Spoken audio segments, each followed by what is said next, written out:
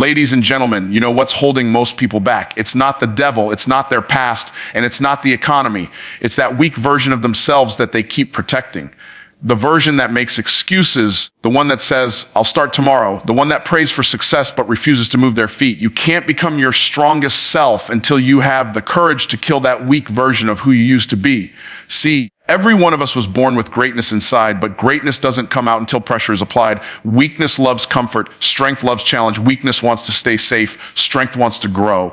And the truth is, every time you choose comfort over commitment, you give CPR to the weakest part of you. You breathe life into your limitations and wonder why your dreams are gasping for air.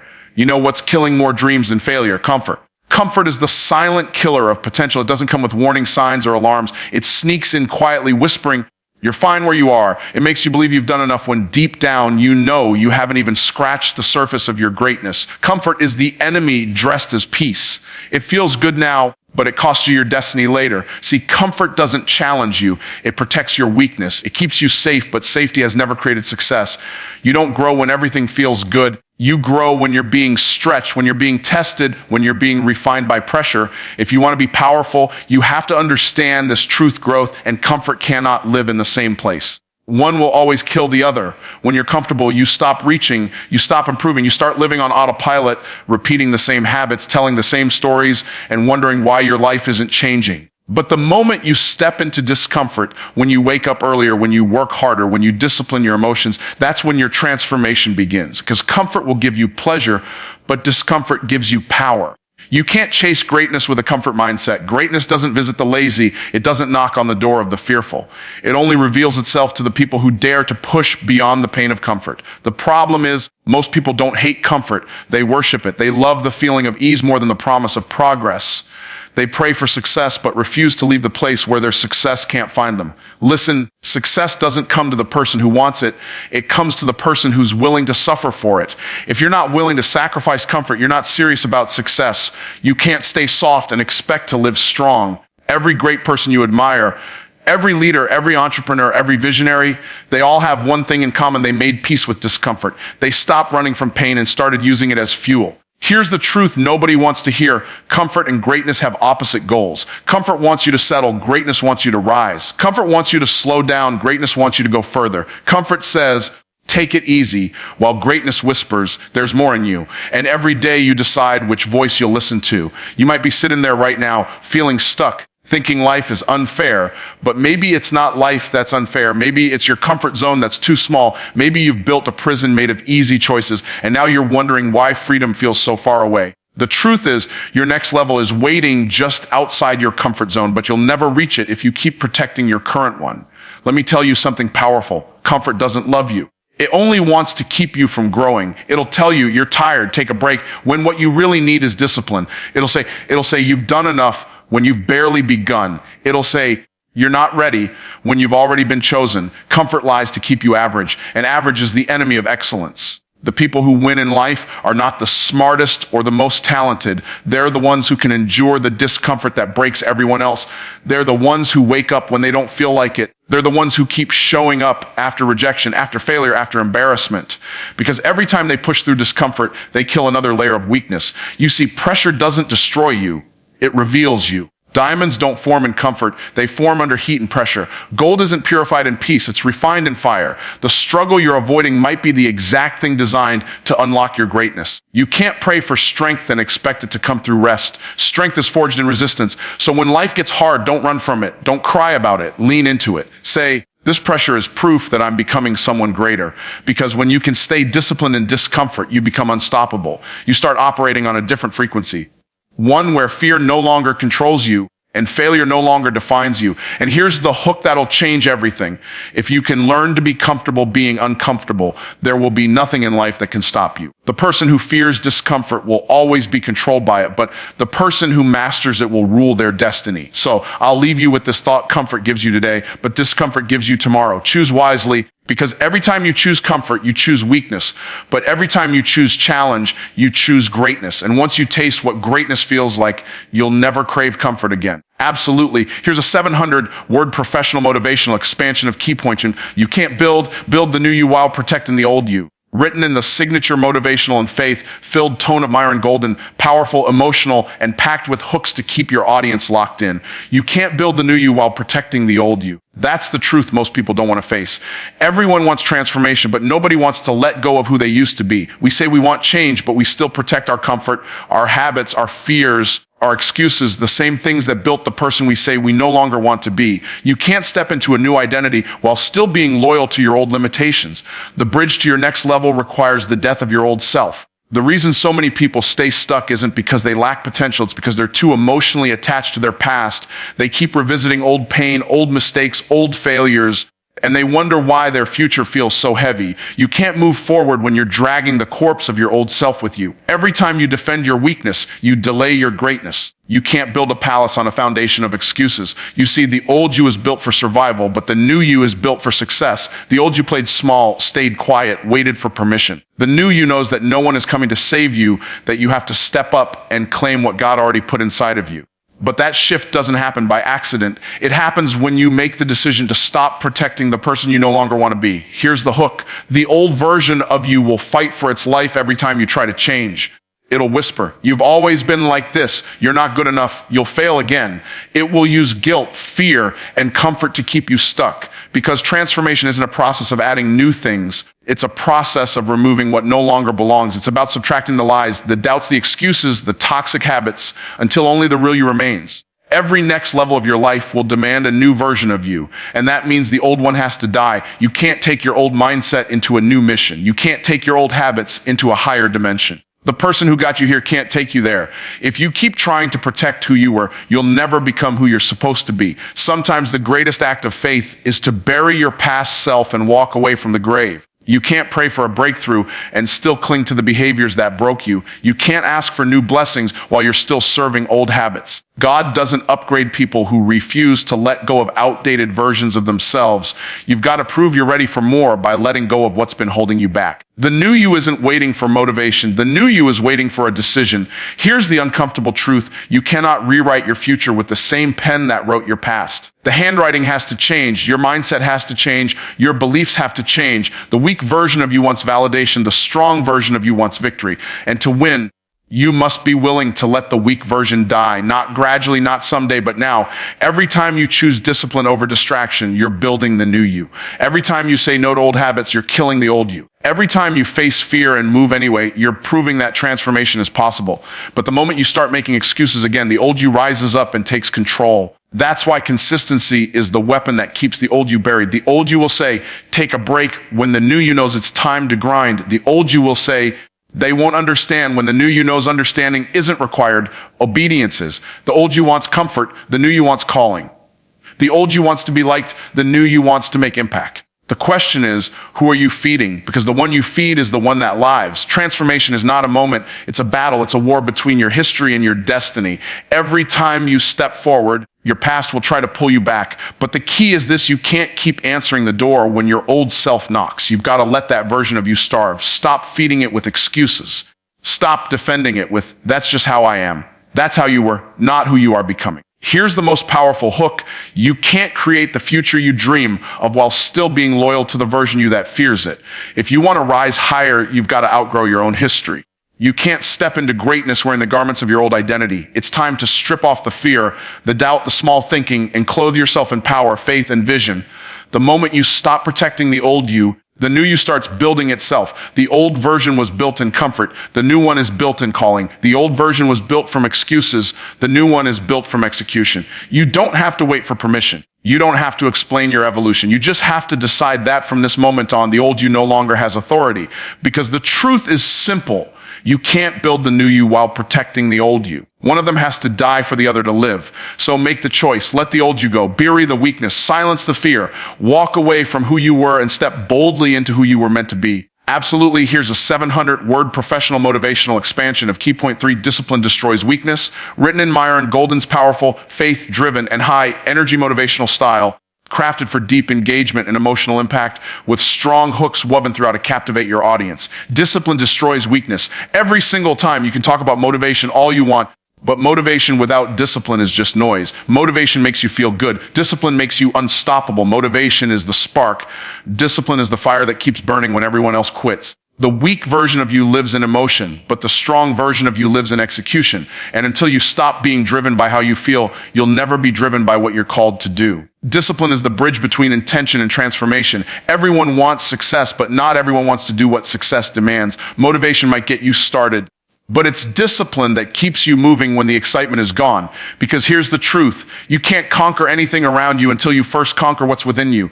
Discipline isn't punishment. It's power under control. It's the daily decision to do what must be done, even when it's hard, even when it's boring, even when no one's watching. The weak version of you looks for comfort. The disciplined version looks for consistency. Weakness says, I'll do it tomorrow. Discipline says, I'll do it now. Weakness waits for the right feeling. Discipline moves because it's the right thing. You can't build a strong life on weak habits. You can't expect results from work you never did. Every time you skip the grind, you delay the growth. Every time you choose ease over effort, you choose weakness over strength. Let me give you a hook that'll hit deep. Your future doesn't respond to your feelings. It responds to your habits. The person you are today is the result of the discipline you did or didn't apply yesterday. The person you'll become tomorrow depends on the decisions you make today. You can't pray for strength and still feed your weakness. You can't ask for progress and still protect your procrastination. Discipline is the proof that you're serious about your destiny. The truth is discipline doesn't care about your mood. It doesn't care if you're tired, if you're unmotivated, or if life feels unfair. Discipline is loyal. It shows up whether you feel like it or not. And when you learn to keep showing up, you become dangerous. Because while everyone else is distracted, you're developing. While they're sleeping, you're building. While they're complaining, you're creating. The weak version of you can't survive in that environment because discipline suffocates weakness. Every time you choose discipline, you're sending a message to the universe. I'm ready for more. But every time you keep your word to yourself, you're telling God you can be trusted with greater things. And here's the beautiful thing about discipline. It doesn't just change your results, it changes your identity. When you keep promises to yourself, you start to believe in yourself again. You stop doubting, you stop hesitating, and you start executing. That's when confidence is born, not from success, but from discipline. People love to ask, what's the secret to success? There is no secret. It's called consistency. It's showing up after the excitement fades. It's waking up early when your bed feels warm. It's pushing through when nobody claps. It's doing it right when nobody sees. Discipline is the quiet engine behind every loud success. It's the thing that separates the dreamers from the doers, the talkers from the achievers, the weak from the warriors. Here's a hook you won't forget. Weakness doesn't die in words. It dies in work. You can't talk your way into greatness. You have to work your way into it. Every rep in the gym, every hour of study, every disciplined action, that's where the weak version of you starts to crumble. The battle isn't out there, it's inside, and discipline is how you win that war every single day. The reason most people stay stuck is because they keep negotiating with themselves. They treat their goals like options instead of obligations. But discipline doesn't negotiate, it executes. The moment you start treating your vision like a choice, you've already lost. Winners don't ask, do I feel like it? They ask, did I promise it? Because when you live by commitment instead of emotion, your strength multiplies. And understand this, discipline doesn't just build success, it builds character. It teaches you patience when progress is slow, focus when distractions scream, and humility when success comes. Discipline molds you into someone success can trust.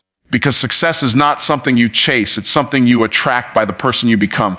And discipline is what builds that person. So here's your reality check. If you're waiting to feel ready, you'll never start. Readiness doesn't create discipline, discipline creates readiness. Every time you act in faith instead of fear, you prove to yourself that you're built for more. Every time you stay consistent when no one notices, you prove that your purpose is bigger than applause. Let me leave you with a final hook. The weak version of you lives on excuses. The strong version of you lives on discipline.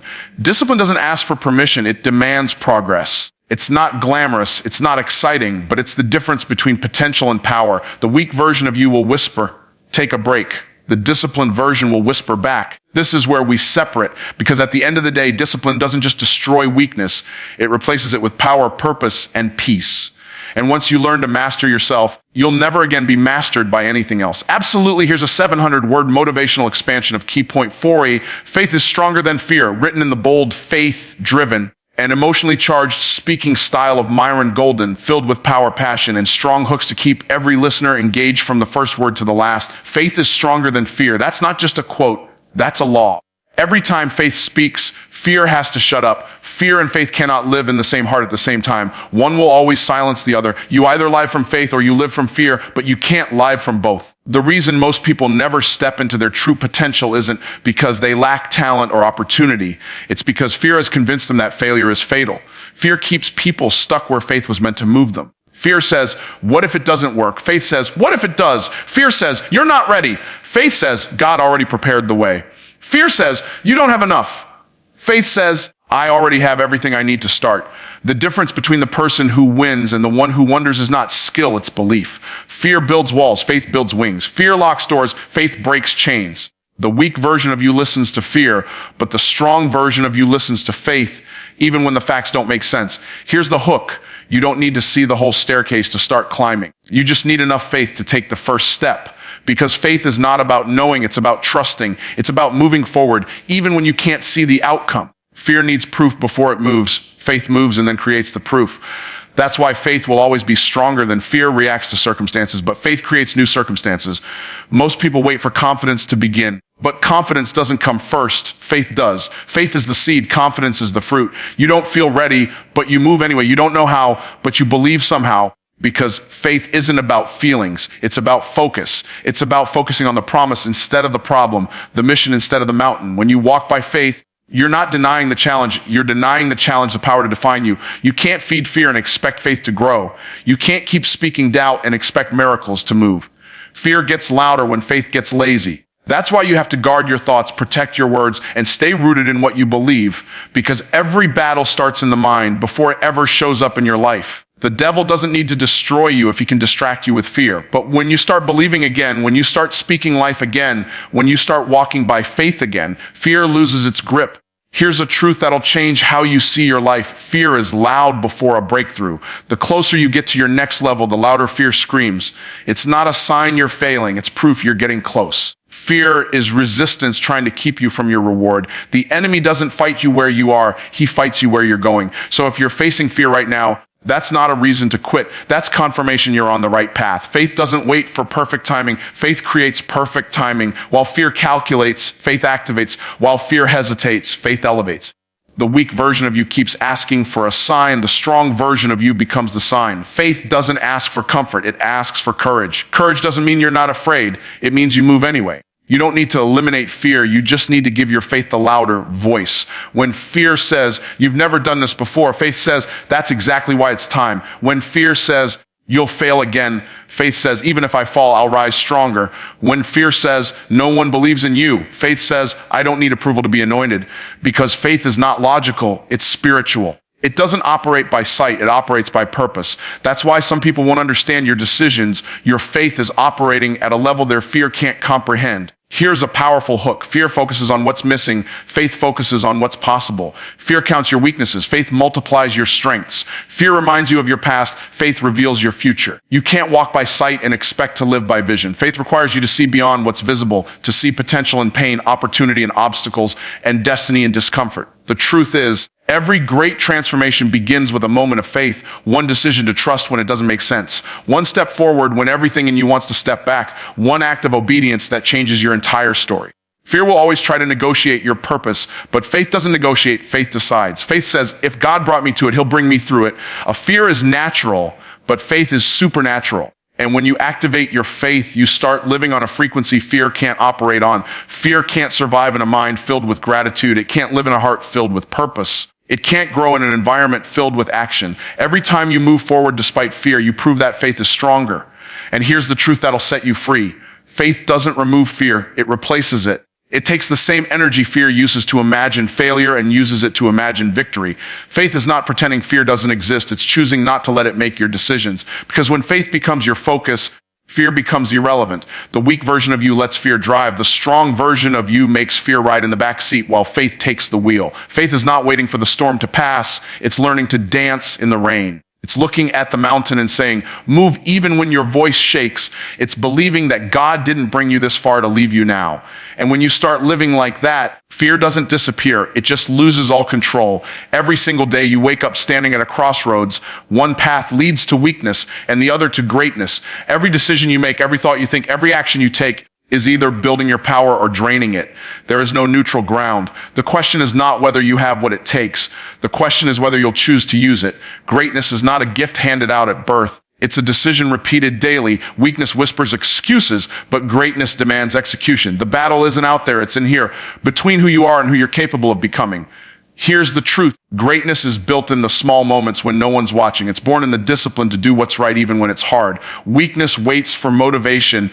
Greatness acts from commitment. Weakness looks for comfort. Greatness seeks challenge. Weakness avoids the grind. Greatness embraces it because greatness understands something most people never learn. Consistency is stronger than talent. You can have all the potential in the world, but if you choose comfort over commitment, your greatness will remain locked inside you. Every day gives you two choices: surrender or stand up. You can choose to complain or to conquer. You can choose to make excuses or to make progress. The reason most people stay stuck isn't because they can't, it's because they won't. They choose to settle instead of stretch. They choose the easy now over the powerful later. They choose to play small when they were designed to live large. But here's the hook. The pain of discipline is temporary. The pain of regret lasts forever. The difference between a weak life and a great one is which pain you're willing to endure. You can't become strong by choosing easy. Diamonds don't form without pressure, and muscles don't grow without resistance. The life you want will demand a version of you that doesn't exist yet, and that's where most people quit. But greatness begins the moment you stop negotiating with your excuses. Weakness says, I'll start when I feel ready. Greatness says, I'll start and the readiness will come. Weakness says, I don't know how. Greatness says, I'll figure it out. Weakness looks at the obstacle. Greatness looks beyond it. Here's the powerful part. You don't have to be the strongest, smartest, or richest to choose greatness. You just have to decide that average isn't your destiny. The moment you stop settling for mediocrity, the moment you stop living on autopilot, that's when your life begins to transform. Weakness waits for permission. Greatness gives itself permission. Weakness blames. Greatness takes ownership. Weakness runs from responsibility. Greatness runs toward it because greatness knows responsibility is the price of power. Most people want success without sacrifice, growth without struggle, and reward without risk. But that's not how life works. You can't expect to stand tall if you refuse to face the storm. You can't expect to lead if you're afraid to be misunderstood. The path to greatness is lonely because few are willing to walk it. But those who do, those who choose courage over comfort, purpose over pleasure, they discover something most never find: peace in progress. Because true greatness isn't about being better than someone else. It's about being better than you were yesterday. Here's the hook. Every day you either feed your power or your weakness. You feed your power with discipline, gratitude, and focus. You feed your weakness with doubt, delay, and distraction. What you feed will grow. What you starve will die. You can't keep feeding your fears and expect faith to thrive. You can't keep feeding your excuses and expect excellence to emerge. The version of you that wins is waiting on the version of you that decides. It's not what happens that defines your future. It's how you respond. Life will test you, not to break you, but to build you. Every obstacle is an invitation to rise higher. Every challenge is a chance to show yourself what you're made of. Weakness avoids pressure, but greatness is refined by it. When life hits you hard, weakness says, why me? Greatness says, try me. Because greatness understands that what happens to you is less important than what happens in you. You were not created to live a life of fear, doubt, and hesitation. You were created to walk in power, purpose, and conviction. Every time you say, I can't, you hand your greatness to your weakness. Every time you say, I can, you reclaim your strength. The only difference between who you are and who you want to be is the decision you make right now. Here's a simple truth that separates the weak from the great. Weak people wait for the right conditions. Great people create them. Weakness is reactive. Greatness is proactive. Weakness needs validation. Greatness knows its value. Weakness wants applause. Greatness wants impact. The question is, what do you want your life to say when it's over? That you survived, or that you conquered, that you played it safe, or that you stepped out in faith? Every day is a choice to shrink back or to rise up. You don't wake up great. You become great through your decisions, your discipline, and your determination. Greatness is not a one-time event. It's a daily choice repeated until it becomes your identity. And when you finally decide that weakness no longer deserves your energy, that comfort no longer deserves your loyalty, that fear no longer deserves your focus, that's the moment your greatness begins to shine. Because every day life gives you two options: live by default or live by design. Weakness chooses default. Greatness chooses design. Weakness reacts, greatness creates. Weakness survives, greatness leads. And the truth is, your destiny is not waiting, it's responding to the decision you make today. So choose greatness, choose courage, choose to rise when others fall. Because the world doesn't remember those who almost did, it remembers those who decided to. You were not created to live average, you were created to lead, to rise, to dominate your destiny. So stop apologizing for your power and start walking in it. Remember, the weak version of you might whisper, but the strong version roars. kill the weak version and unleash the greatness that's been waiting inside you all along.